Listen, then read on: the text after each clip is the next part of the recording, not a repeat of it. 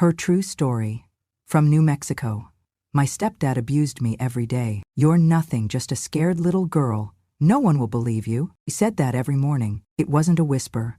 It wasn't a threat. It was a promise, spoken with the same confidence a man uses when he blesses his coffee. Royce meant it, and for a long time, I believed it. My name is Beatrice. I was born in a dry little corner of New Mexico, where the sun cracked the soil and secrets baked into the silence. I lived with my mother, Frances, in a small, single-story house that used to smell like cinnamon. I say used to because when Royce moved in, everything changed. I was 8 years old when he married my mother. I remember her white dress. It was borrowed and didn't quite fit. She smiled at him like he was her second chance. He didn't smile back. He just nodded like she was a transaction he'd closed. That was the first time I felt it, a chill, even in the July heat. I didn't call him Dad. At first it was Mr. Royce, then just Royce. Eventually, I called him nothing at all, because silence seemed safer. The first few weeks were quiet. He was polite in public, even stiffly so. People said, Francis finally found a good man. He worked as a mechanic and wore pressed shirts on Sundays. But at home, he had rules. My hair had to be tied back, my shoes lined up, my voice kept low, and then he started locking my door. I remember the night. My mother had left for a night shift at the diner. I was coloring on the floor, and he came into my room without knocking. It's late, he said. Girls who stay up grow up too fast. He pulled the blankets back on my bed. I hesitated. He stepped closer. Get in, he said. I did. Then he walked out, and I heard the key turn. Click. I ran to the door. It wouldn't budge. I banged. I cried. Nothing. He unlocked it at 6 the next morning. Didn't say good morning. Just looked at me and said, You're nothing, just a scared little girl. No one will believe you. That became the rhythm of my childhood. At first, I thought he was just strict. Then I realized he was dangerous. He didn't hit me, not then, but he didn't have to. The locking, the watching, the way he stood too close when I brushed my teeth, it was enough. I tried to tell my mom. One morning, I followed her into the kitchen. She was frying eggs. Mom, I said, Royce locked my door last night. I couldn't get out. She didn't turn around. He's just trying to keep you safe, she said. From what? She turned then. Her eyes were tired. From yourself. I opened my mouth to argue, but she slammed the spatula down. Don't talk back. That man puts food in your mouth. Be grateful. I learned that day that my mother didn't want the truth. She wanted peace, and I was the price. Royce grew bolder after that. He'd pull my ponytail if I spoke out of turn, slam a cupboard door if I didn't say thank you. Once, I spilled water on the kitchen floor. He grabbed my wrist so hard it left a mark. When I showed my mother, she said I bruised easily. You're dramatic, she said. I stopped telling her things. But the worst night came when I was 9. It was Sunday, church day. I wore a pale blue dress that used to be my cousin's.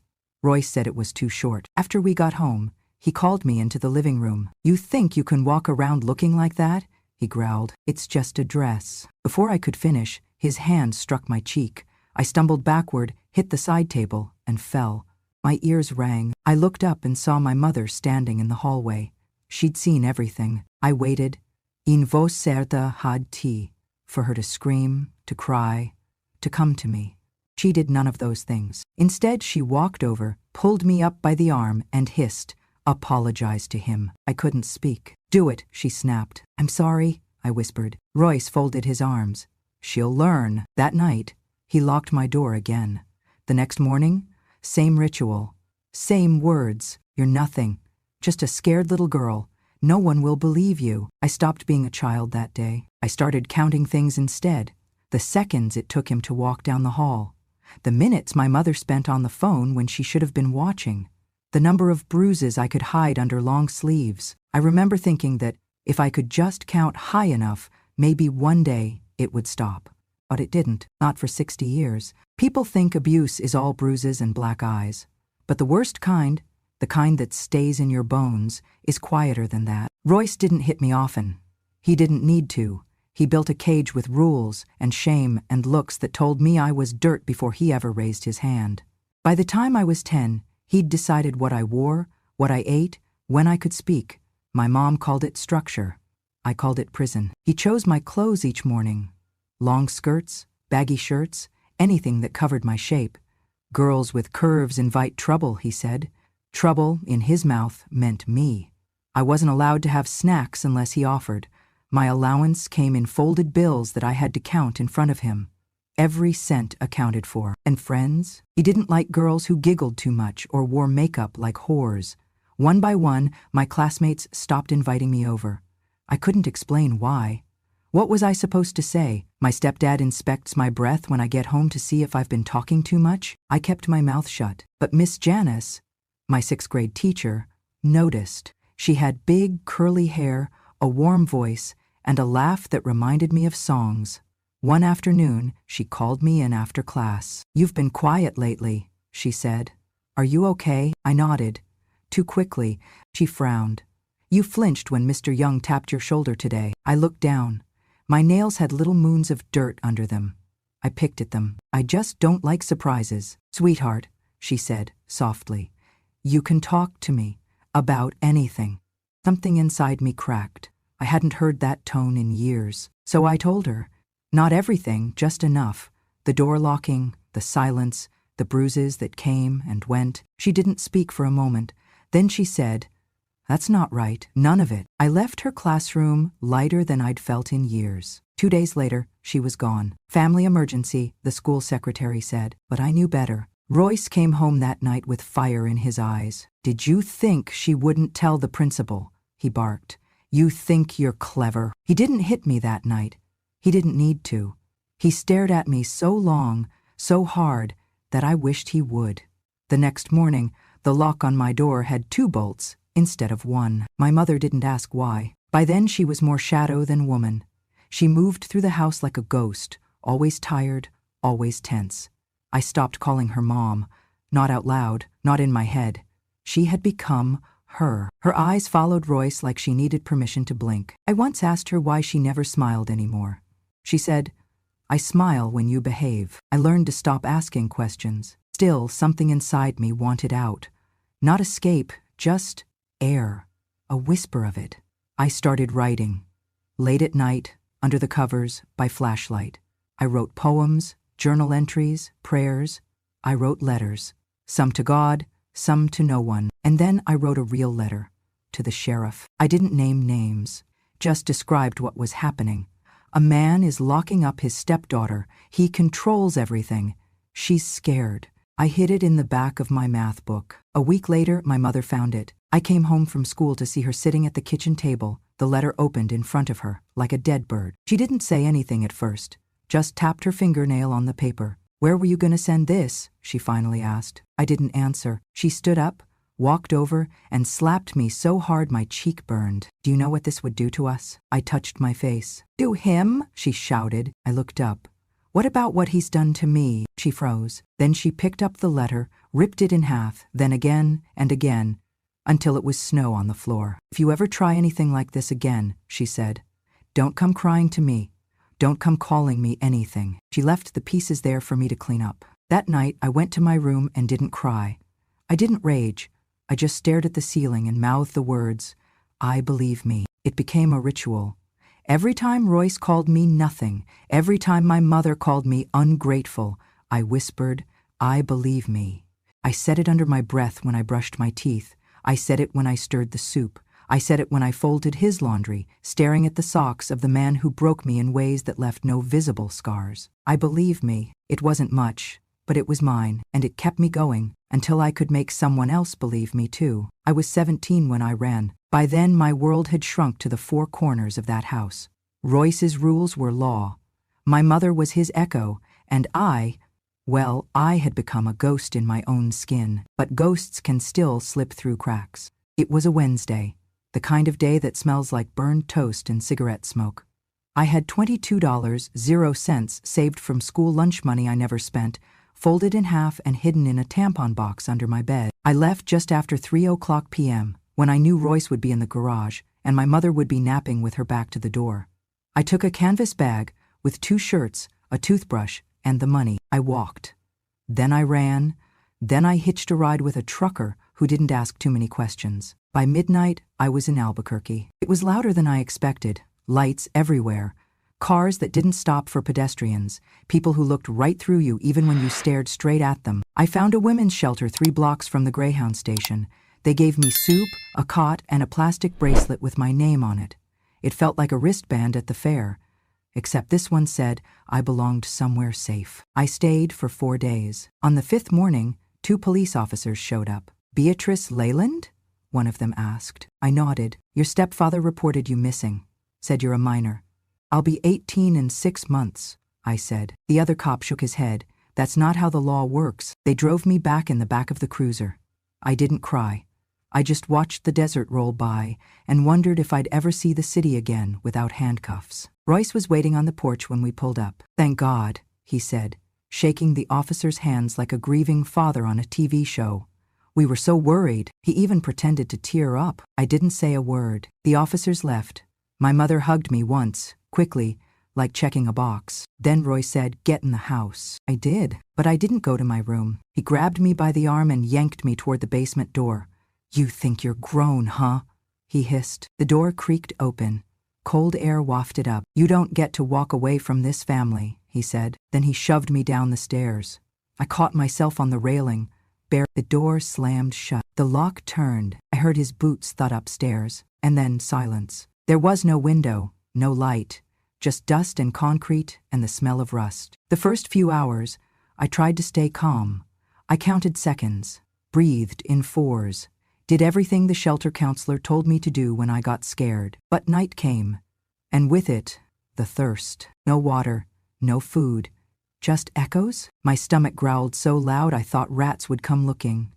I pulled an old sheet from a broken couch and wrapped it around myself. On the 2nd day, I screamed, not words, just sound, raw animal sound. It bounced off the walls and came back smaller, and I realized no one was listening. That was the moment I stopped waiting. I reached into my back pocket and pulled out a rusted pen cap I'd found earlier. No ink, just sharp plastic. I walked to the mirror hanging crooked on the wall. It was dusty, cracked, and old, like me, and I began cutting. Not my skin, my hair, 1 handful at a time. Snip, snip. Each cut was a scream I couldn't voice. Each strand that fell to the floor was a piece of the girl he thought he owned. I hacked it until it was jagged and uneven, sticking up like broken wheat. It wasn't pretty, but it was mine. The 3rd day, he opened the door. "Ready to apologize?" he said. I stood up, holding a bundle of my hair like a trophy. He stared at me. "What the hell did you do?" "I cut it," I said. "So you can't touch it." His jaw twitched. He reached for me, and I flinched. But he didn't hit me. Not that time. He just backed away. "You'll regret that," he muttered. "Maybe." But for once, it was my choice. He let me shower, but not alone.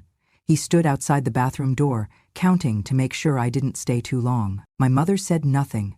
Didn't ask where I'd been. She just handed me a hairbrush and walked away. That night, I looked in the mirror. My hair was a mess. My face was pale. But in my eyes, something new had sparked. I had left once. I could leave again. And next time, I wouldn't come back. I'm 78 now. I live alone in a small house at the edge of Truth or Consequences, New Mexico. Yes, that's really the name of the town. Some days it feels like the whole state is built on both. I don't have family. Not anymore. My mother passed years ago. We hadn't spoken since I was 23. Royce lived longer, though I never visited. The last I heard, he moved to a small ranch on the outskirts of Las Cruces. Still sharp, still walking. He always was too mean to die early. I've never married, never had children. Not because I didn't want to. I just never found someone I trusted enough to build a life with. The kind of silence Royce built doesn't just stay in your home. It follows you like smoke in your hair, even after the fire's out. But I kept living. I worked at a grocery store until I retired. Read books, grew tomatoes. I smiled at strangers, laughed at old sitcoms. I made it through life quietly, like a song no one remembered the lyrics to, until one Tuesday afternoon when I decided to speak. It started with a flyer at the pharmacy. Women's Support Group, Thursdays at 3 p.m. for those who have carried too much for too long. I stared at it for a full minute. Then I took it home. The following Thursday, I put on my nicest sweater, brushed my hair, and walked the 6 blocks to the community center. The room was small, warm, filled with folding chairs and soft faces. Most were younger than me, But one woman looked even older. No one asked why I was there. We went lives. We decided to meet. My house was small, but warm. I baked banana bread and set out the good teacups. I lit the candle I'd been saving for no reason, lavender and sage. One by one they arrived. Angela, with streaks of gray in her tight curls and hands that shook slightly. Lorraine, still wearing choir earrings. And Maribel, with her head held high and a look that said, "You will not break me again." We sat in a circle. No one spoke at first.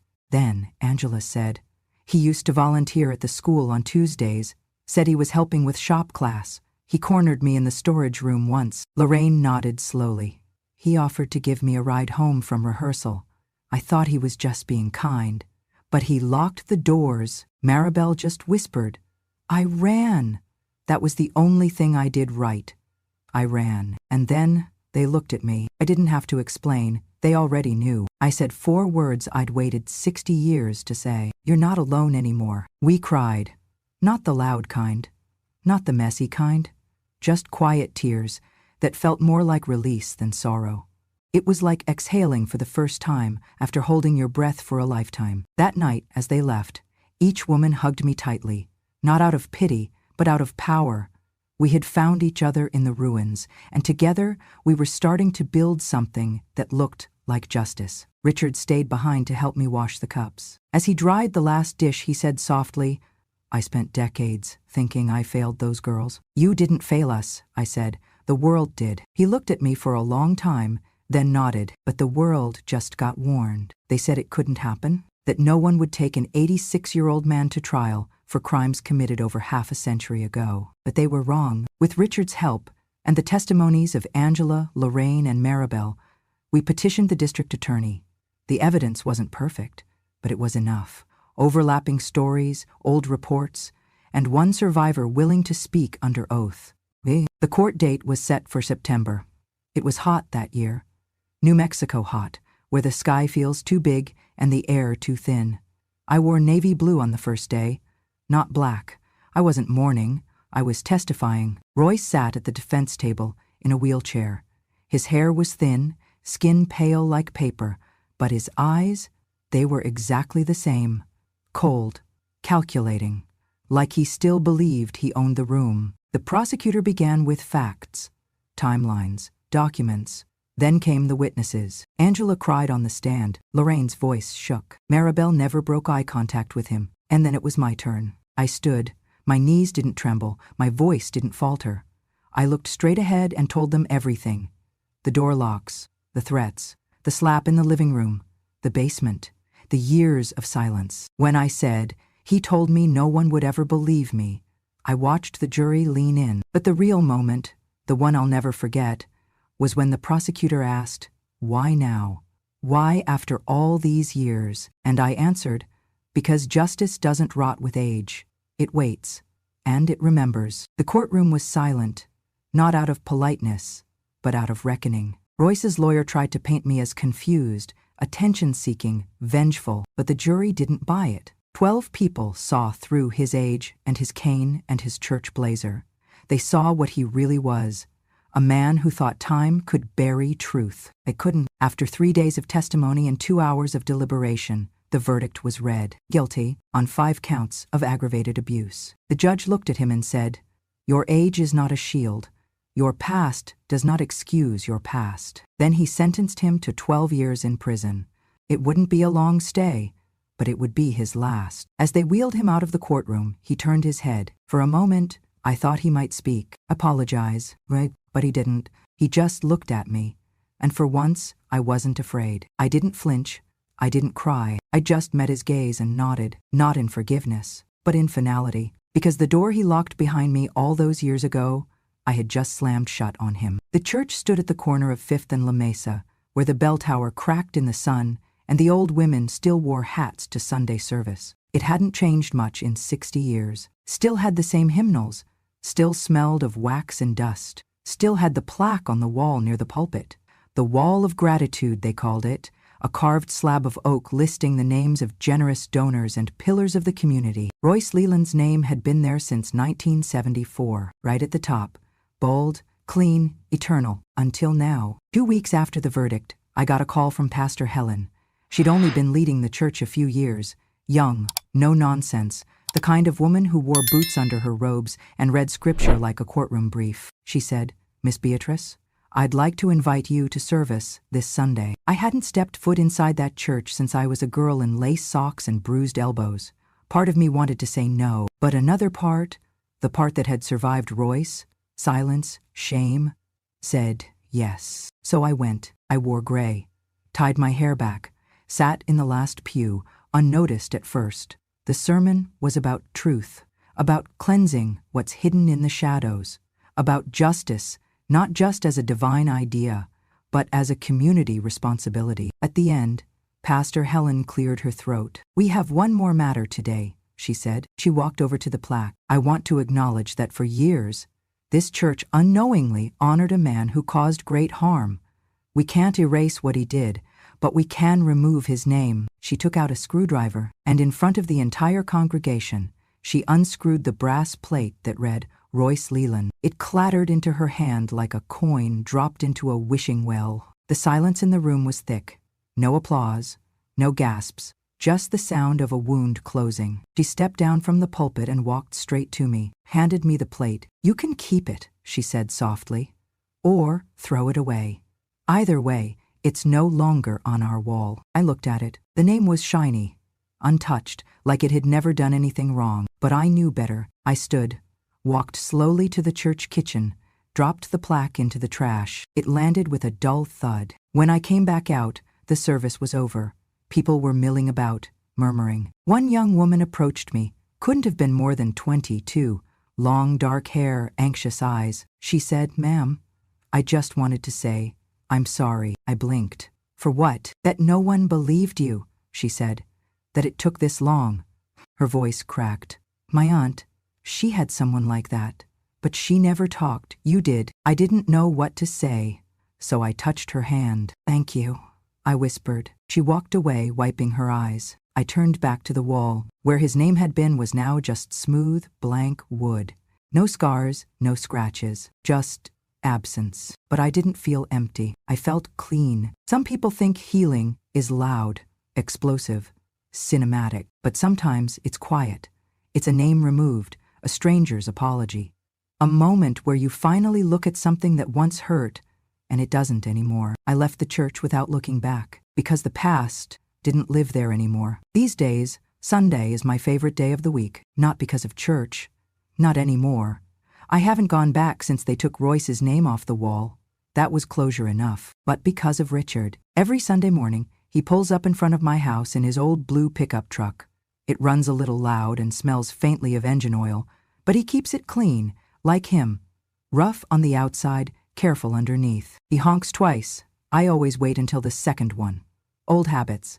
Let a man wait a little if he's worth it. I open the door, step down the porch, and he opens the passenger door like it's 1953 and I'm the prom queen. "Morning, B," he says. "Morning, Sheriff." He chuckles every time. "Haven't worn that badge in 20 years. You still carry it in your posture," I say. We drive out to a diner on the highway. Sandy's Place. Vinyl booths, weak coffee, the best green chili omelets in the county. The waitress knows our order before we sit. He gets extra hash browns. I get jam, not jelly. We talk about small things. The wind, the neighbor's dog, who died last week, who still hasn't. Sometimes we don't talk at all. Just eat and sit in the quiet. The good kind, not the kind I grew up with. After breakfast, we go to the nursing home. There's a woman there named Ruth who loves to play piano, even though she can't remember her own name. Richard says hello to everyone like they're old war buddies. I bring a tin of mints. The nurses call me Miss B. I don't correct them. Richard volunteers once a week, fixing things that don't need fixing, just so the residents feel seen. And I just sit with them, listen to stories that wander and loop and sometimes make no sense at all, but they're told like they matter. That's what counts. One Sunday, while we were walking out to the truck, he stopped suddenly. I turned. "Everything all right?" He looked at me, really looked, and said, "I never believed in angels." I raised an eyebrow. "You think I float when you're not looking?" He smiled. "No, but I do think God sends people to remind us what's worth standing up for. And B, that's you." I didn't cry. I haven't, not since the trial, but something deep in me softened, like a knot finally coming loose. I was just trying to survive, I said. And look what you did, he replied. You outlived the devil. You opened the door for others. That's not surviving, that's leading. He drives me home before noon, always says, see you next Sunday, like a promise. And I always answer, you better. I sit on my porch after he leaves, sip tea, watch the sun climb over the New Mexico horizon, slow and warm, like an apology. People think justice means sirens and handcuffs, and sometimes it does. But sometimes it looks like this: a quiet porch, a clean conscience, a name removed, a plate of eggs, and someone who listens. I'm 78. I don't know how many Sundays I have left. But I do know this. He said he'd break me, but I broke the silence first. And silence, once broken, never returns the same. If you've ever been hurt and no one believed you, I'm here to say, I believe you. They don't tell you what comes after justice. They tell you to survive, to hold on, to endure until the verdict comes, until the truth is heard, until the weight is lifted. And when it finally is, you expect trumpets, a parade, some great thunderous relief. But what you get is a quiet mourning. And sometimes that's even better. The years after Royce's sentencing passed gently. He only lasted 3 more in prison before his body gave out. No funeral, no obituary, just a line in the county register, and for the first time in my life, the world didn't bend around his name. I didn't feel joy when I read it. I didn't feel hate either, just closure, like a chapter with no more pages. But that wasn't the end of my story. It was the beginning of one I never thought I'd have. Richard and I grew closer in those next few years. What started as Sunday breakfasts turned into Tuesday lunches, then Friday grocery runs, then Thursday night porch talks, where we didn't even pretend we had somewhere else to be. He never pushed, never pried, he just showed up. There was one evening, late summer, where the sky turned orange too early and the air smelled like rain that never came. I was sitting on the porch swing, shelling peas into a tin bowl, when he walked up holding a jar of strawberry preserves. I got these at the farmer's market, he said. They were 2 for 1, I grinned. And you couldn't possibly eat both. He sat beside me. I could, but it's better with company. We talked about nothing for an hour. The rust on the neighbor's gate, the raccoon that stole Mrs. Klein's trash can. And then, somewhere between silence and small talk, he reached over and held my hand. Not like a man trying to win something, but like someone who'd already won, just by being allowed in. You know, he said, I used to think love was for the young, for those who hadn't been broken yet. I looked at him. And now?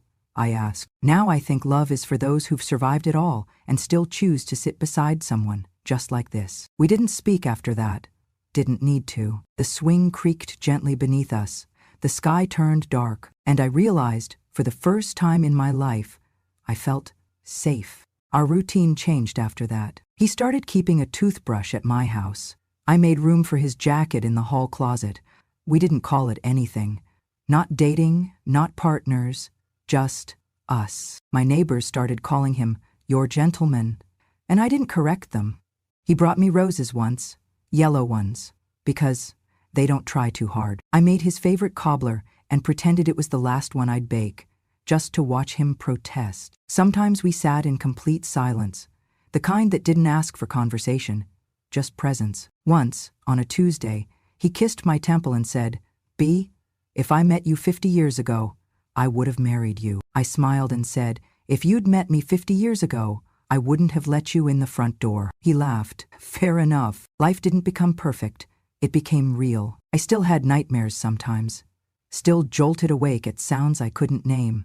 Still found myself looking over my shoulder when a man walked too close behind me. But now, when I woke up trembling, there was a warm hand reaching for mine in the dark. "Just me," Richard would whisper. "You're safe." And I was. One summer, the local high school invited me to speak at their Women of Courage series. I almost said no. What did I know about courage? But Richard looked me in the eye and said, "B, you didn't just survive. You turned your pain into light, and that kind of light doesn't belong in the dark." So I went. I stood in front of 50 teenage girls and told them what no one told me when I was their age, that they matter. That silence doesn't mean safety, that believing someone can be the difference between breaking and becoming. Afterward, a girl hugged me and whispered, You made me feel seen, and that's when I knew. I hadn't just survived for myself. I'd survived for her. For all of them. The garden out back bloomed brighter that year. Richard built me a bench with our names carved underneath. We started having neighbors over for lemonade and stories that made us laugh till our sides hurt. I told my story again, on radio, in local papers, even in a podcast someone's grandson recorded, not because I liked remembering, but because I refused to let forgetting win. One morning, on my 80th birthday, Richard brought me breakfast in bed. Burned toast, overcooked eggs, and orange juice with too much pulp. Perfect, I said. He sat beside me, holding my hand in that same quiet way. You know, he said, if heaven has porches, I hope they look just like this. I smiled. With you in the rocking chair beside me, always. I don't know how much longer I have. None of us do. But I know this. He said no one would ever believe me, but someone did, and that belief changed everything. It gave me a life I didn't dare dream of. A life with coffee and laughter and slow mornings. A life where my name means more than my past. A life where I'm no longer just a story of pain, but a proof of what comes after. Healing, love, peace. Every day, I sit on my porch and watch the sun rise over New Mexico. And every day, I whispered to the wind, you were wrong, Royce. I wasn't nothing. I was just waiting to become something more. Subscribe to Grandma True Stories, where we say what others are afraid to. Because justice has no expiration date, and this grandma still has something to say